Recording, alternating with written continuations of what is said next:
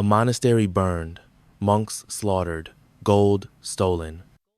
And from the smoke, longships faded into the gray waters of the North Sea as silently as they had come.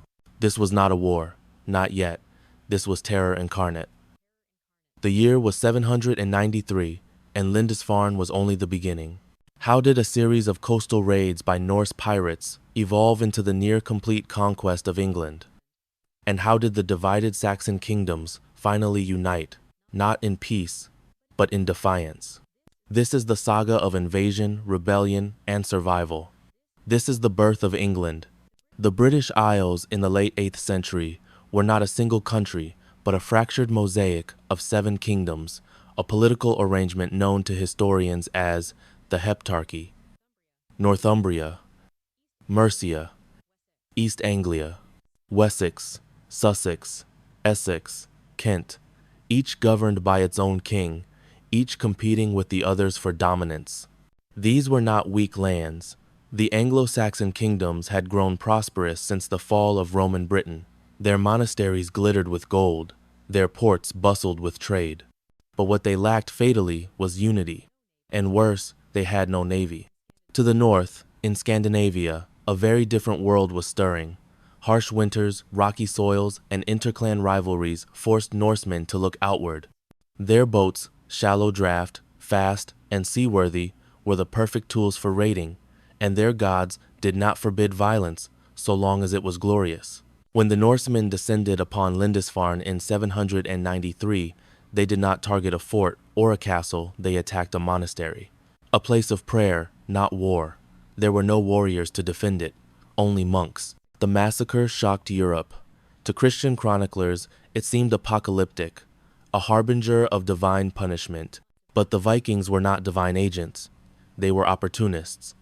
And they had just discovered that England was rich and vulnerable. Within a generation, Viking raids intensified. By the mid-800s, they no longer came for loot, they came for land. In 865, a new and terrifying force landed at Thanet in Kent. Not a raiding party, not a single fleet, but an army. It is known to us by 2 names, the Great Heathen Army and the Great Danish Army.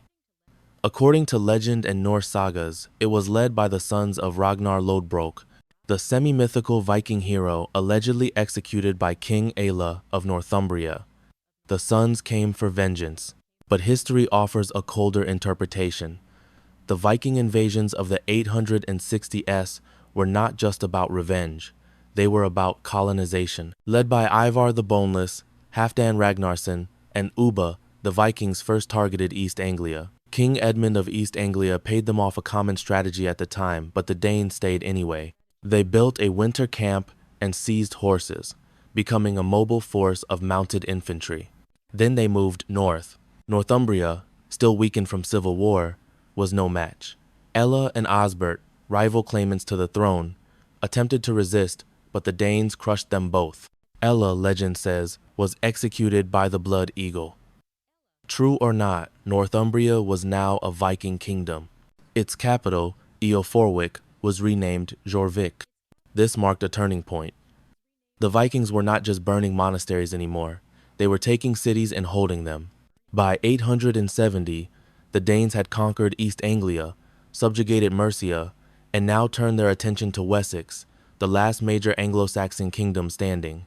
At first, Wessex resisted. King Ethelred and his younger brother Alfred won minor victories at Ashdown and Inglefield, but the cost was high. Ethelred died in battle, and the crown passed to Alfred. Alfred was not yet the Great. He was young, embattled, and nearly defeated. In 878, while resting in Chippenham, Alfred was caught off guard by a surprise Danish attack led by Guthrum. The King of Wessex barely escaped, retreating into the marshes of Somerset with only a handful of loyal men. It was in those marshes that legend says he burned the cakes, a parable of humility, but also where he regrouped, rebuilt, and returned. When Alfred struck back at the Battle of Edington, it was with a revitalized army, forged by reform. He had restructured the levy, improved logistics, and begun the construction of fortified towns called burhs. Guthrum was defeated, forced to convert to Christianity, and swore peace. For the first time, the tide had turned. Alfred's strategy was long-term. He built a navy, reformed taxation, and created a network of strongholds. And when the Viking leader Æthelstan tried again in the 890s, he was repelled at sea and on land.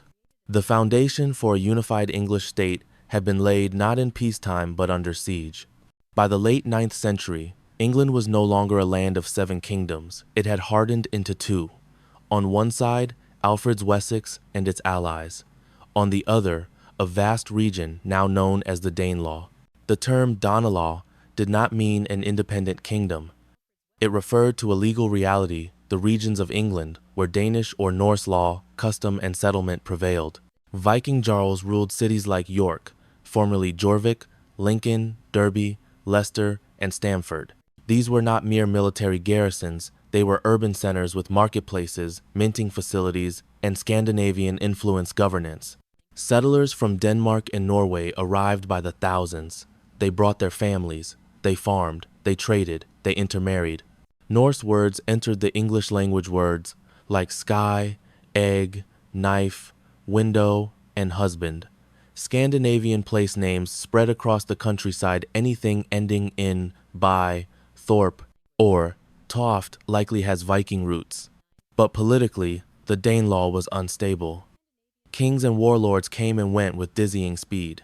Real power often lay with local jarls, whose loyalties were fluid and whose ambitions collided.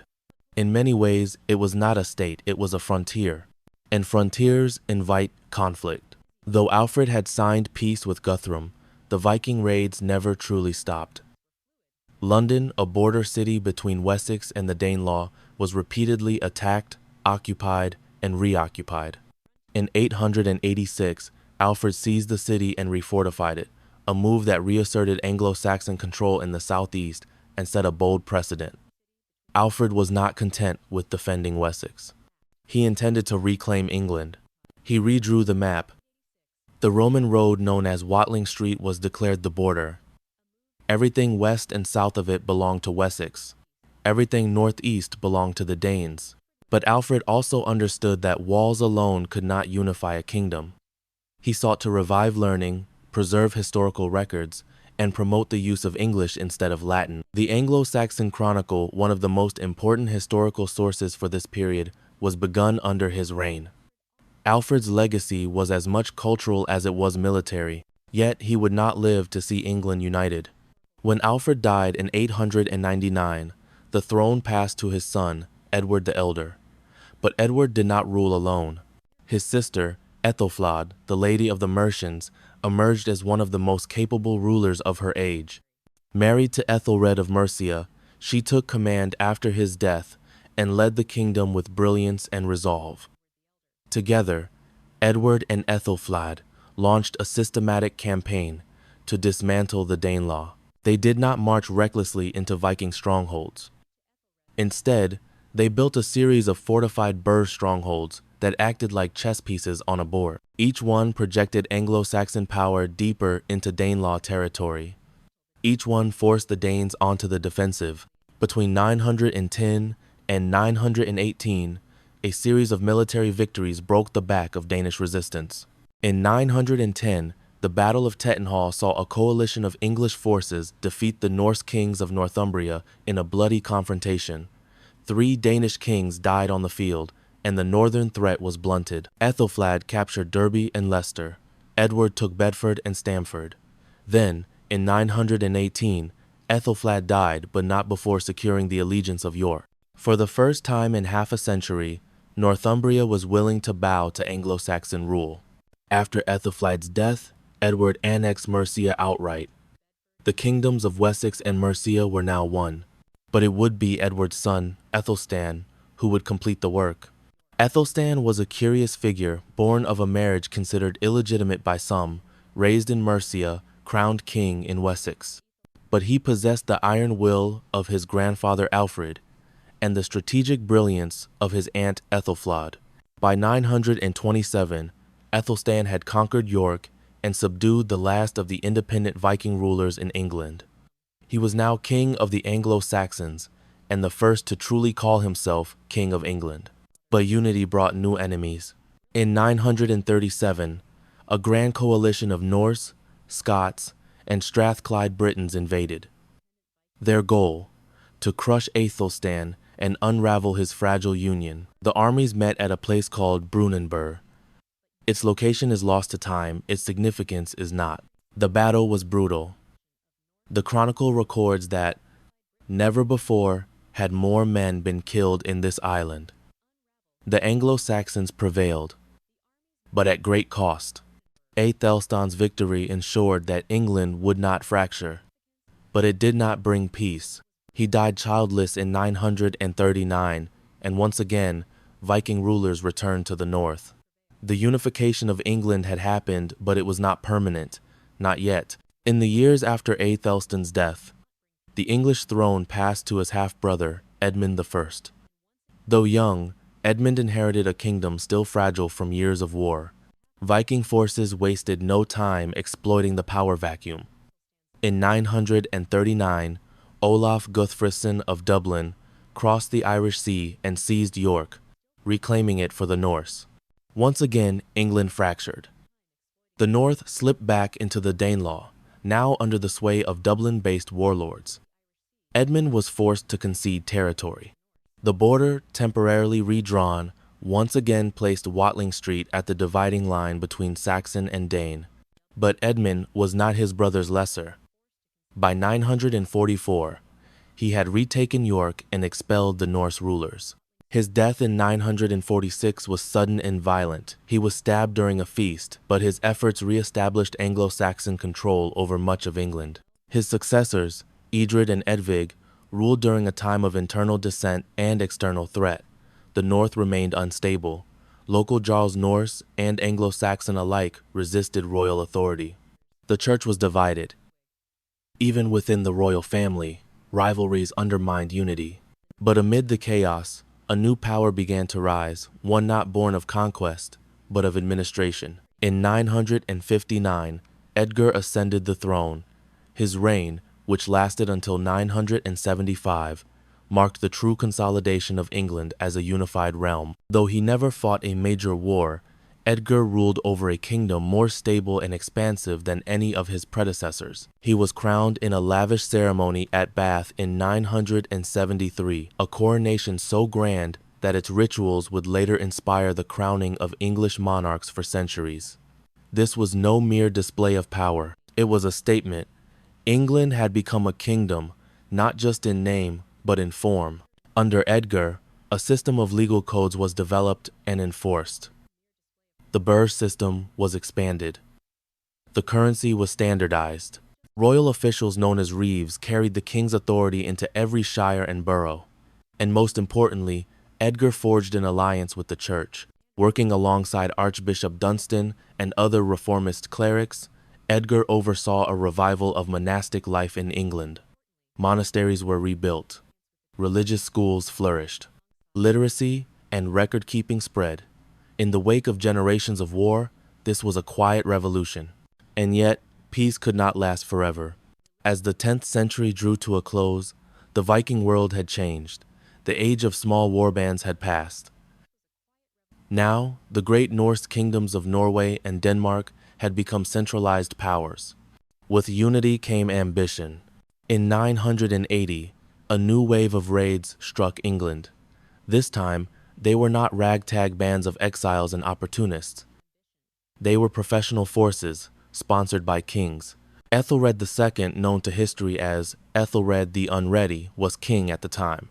His nickname, Unrad, is often misunderstood. It doesn't mean unprepared. It means ill-advised. And indeed, Æthelred's reign was plagued by indecision, factionalism, and poor counsel. The Viking raids intensified. In 991, at the Battle of Maldon, a Saxon army was defeated by Norse raiders under Olaf Tryggvason. Rather than retaliate, Ethelred paid a massive tribute known as Danegeld to buy peace. But peace bought is not peace earned. More raids followed. More payments were made. The king imposed taxes to fund these tributes, sparking resentment among his subjects. In a desperate move, Ethelred ordered the St. Brice's Day massacre in 1002, a coordinated killing of Danish settlers across England. It was an act of fear, not strength, and it triggered the wrath of one of the most powerful Viking rulers of the age, Sweyn Forkbeard, King of Denmark. Sweyn's invasion was not a raid. It was an invasion for the throne. Between 1003 and 1013, his forces ravaged England. Ethelred fled to Normandy. The Witan England's Council of Nobles accepted Svein as king. For the first time, a Scandinavian monarch ruled all of England. But Sweyn died suddenly in early 1014. His son, Canute, inherited a kingdom in revolt. Ethelred returned, but his rule was weak. After a year of civil war, both Ethelred and his son Edmund Ironside died in 1016. Canute, now unopposed, claimed the crown. Harald the Great ruled England from 1016 to 1035, and his reign was remarkable. Unlike earlier Viking kings, Canute governed not as a conqueror but as an English monarch. He married Æthelred's widow, Queen Emma. He embraced the church. He retained the birth system. He respected English law. Under Canute, England became part of a North Sea empire, a realm stretching from Denmark to Norway to England. For nearly 2 decades, peace reigned, trade flourished, monasteries thrived. Canute even made pilgrimages to Rome. But after his death in 1035, his sons proved incapable of holding the empire together. Within a decade, the Old Wessex line represented by Edward the Confessor was restored. But the Viking Age was not over. Not yet. Edward the Confessor reigned from 1042 to 1066, a pious and cautious king whose long exile in Normandy had shaped his worldview. Though technically the heir of the old Saxon dynasty, Edward was Norman in taste and temperament. He filled his court with Norman advisors, raised taxes to build churches, and delegated much of the kingdom's daily rule to powerful earls, most notably the ambitious Godwin of Wessex. Edward's rule was relatively peaceful, but politically fragile. The old tension between royal authority and local power flared again and again. England was no longer a fragile patchwork of kingdoms, but its unity masked unresolved tensions. The Viking Age had not disappeared, it had simply shifted into a new form. As Edward grew old without producing an heir, rival claimants began to circle, and among them was a figure from the north, whose ambitions would bring the Viking Age to its thunderous conclusion: Harald Hardrada of Norway. A veteran of the Byzantine Varangian Guard, a brutal tactician, and a direct descendant of Viking kings, Harald styled himself the rightful ruler of England based on an old treaty between Canute's heirs and the Norwegian line. In truth, his claim was thin, but his ambition was ironclad. In 1066, he gathered a fleet of over 300 ships and 10,000 warriors. With Tostig Godwinson, the exiled brother of England's most powerful earl, he sailed for the north. Their destination, York. The Battle of Fulford, fought on the 20th of September 1066, saw the Norwegians crush a hastily assembled Anglo-Saxon force led by the Earls of Northumbria and Mercia. York fell days later. It looked like the North might fall under Norse rule once again, a revival of the Kingdom of Jorvik, a final echo of the Danelaw. But events were moving faster than anyone could imagine. Harald Godwinson, Edward the Confessor's closest advisor, and the newly anointed King of England, marched north with breathtaking speed. Covering nearly 200 miles in less than 2 weeks, he reached Stamford Bridge on the 25th of September, just 5 days after the fall of York. What followed was one of the most brutal and decisive battles in English history. The Anglo-Saxons launched a surprise assault on the Norwegian camp. In the chaos, Hardrada's forces were caught off guard. They had expected negotiations. Instead, they found war. Harald Hardrada fought like the old kings of saga, swinging his massive sword, rallying his men under a storm of arrows. But it was not enough. He fell with an arrow to the throat, and Tostig died beside him. Only 24 of the 300 Norwegian ships returned home. But Harald Godwinson's victory was not salvation, it was the beginning of the end. Even as he celebrated at Stamford Bridge, news arrived from the south. William, Duke of Normandy, had landed at Pevensey.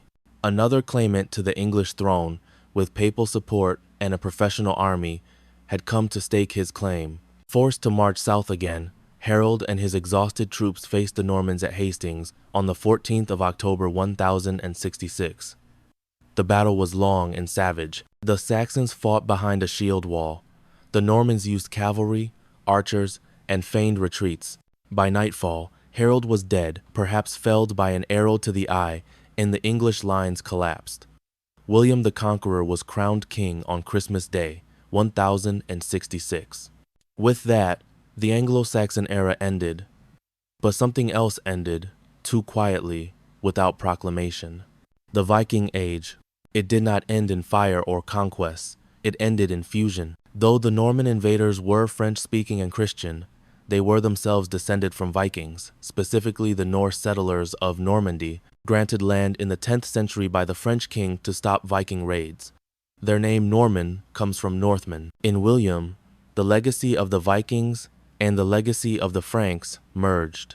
His conquest of England in 1066 marked not just a dynastic shift, but the end of an epic. No more longboats on the horizon, no more Danelaw or Danegeld. The Norse gods faded, the Jarls became lords. Scandinavian law merged with Norman feudalism and Saxon common law. The sword gave way to parchment. Raids gave way to administration. But the echoes of the Viking Age remained. In language, the north of England retained Norse place names York, Grimsby, Derby. In law, the concept of the jury, of thing, assembly, of individual rights under a king. In blood, descendants of Norse and Saxon intermarried. A new people were born, not Saxon, not Norse, English. And in the cultural memory, the Vikings never truly died. Their sagas were preserved. Their myths whispered through the centuries. Their ships, their axes, their runes became symbols of defiance, freedom, brutality, and adventure. The last Viking invasion of England may have failed, but the Viking spirit outlasted kingdoms. In a strange twist of fate, the very lands the Vikings had once raided became their legacy. Their children ruled. Their gods gave way to new altars. But the sea never forgot.